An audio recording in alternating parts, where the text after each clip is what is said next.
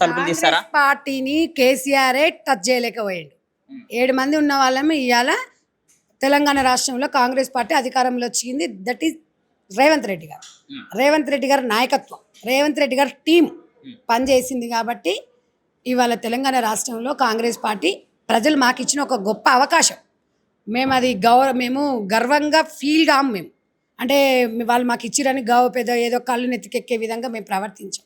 ఒక బాధ్యతగా స్వీకరించి ఇచ్చిన హామీలను నెరవేర్చుకుంటూ కాంగ్రెస్ పార్టీ పనిచేస్తాయి. ఇలాంటి వేస్ట్ మోహాలను తీసుకొచ్చి కాంగ్రెస్ పార్టీలో ఏం చేసుకుంటాము?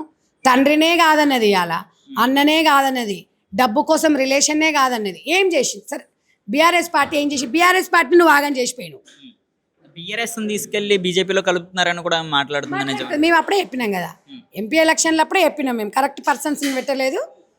ఢిల్లీలో మీ అయ్యో మోడీ దగ్గర మోకరిల్తే నువ్వేమో తెలంగాణ ఆడవాళ్ళ పరువును మొత్తం తీసుకుపోయి ఢిల్లీలో తిహార్ జైల్లో పెట్టింది. ఇక ఎవడో నిన్ను నమ్మేటోడు మళ్ళీ ఏ ఆడది వస్తుందో చూద్దాం జాగ్రత్తలకి చెప్తున్నా కదా.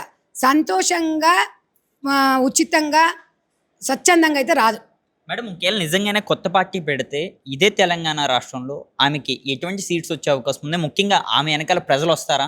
ఎందుకంటే మాకన్నా మీకు బాగా తెలుసు, ఆమె చాలా పరిచయం కూడా. ఒకటి నేను అనేది ఏంది, పార్టీ నడపడం అంటే పల్లి బఠానీలు నమ్ముకున్నంత ఈజీ అనుకుంటుంది కవిత. వాపుని చూసి బల్బ్ అనుకుంటుంది.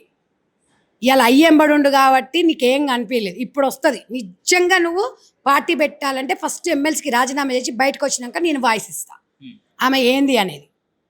ఊరికనే మాట్లాడము పార్టీ పెడతా ఈ బల్బు మాటలు వద్దు. ఎవరిని బెదిరిస్తున్నావు? ఎవడని నమ్మేటోడు 10 ఏళ్ళు ఉన్నప్పుడు సామాజిక న్యాయం ఎక్కడ పోయింది? మీ అయ్యని అడగలేదు మరి? అప్పుడే బయటికి రావాలి. నాకు నచ్చట్లేదు నాయన నువ్వు చేసే పద్ధతి అని చెప్పాలి. నువ్వు ఢిల్లీలో లిక్కర్ స్కామ్లో నువ్వు తిహార్ జైలుకు పోతే మీ నాయన రాలేదని మీ నాయన మీద కచ్చ పెంచుకున్నావు. మా అమ్మని రాని కచ్చ పెంచుకున్నావు. మీ కుటుంబ వ్యవహారం ఇది. తెలంగాణ ప్రజలకు ఏం సంబంధం? ఇప్పటికే తెలంగాణ రాష్ట్రాన్ని నాశనం చేసిరు. ఇప్పుడిప్పుడే గాడిన పడుతుంది. రేవంత్ రెడ్డి గారు చేయనీరు ఆయన చేయనీరు.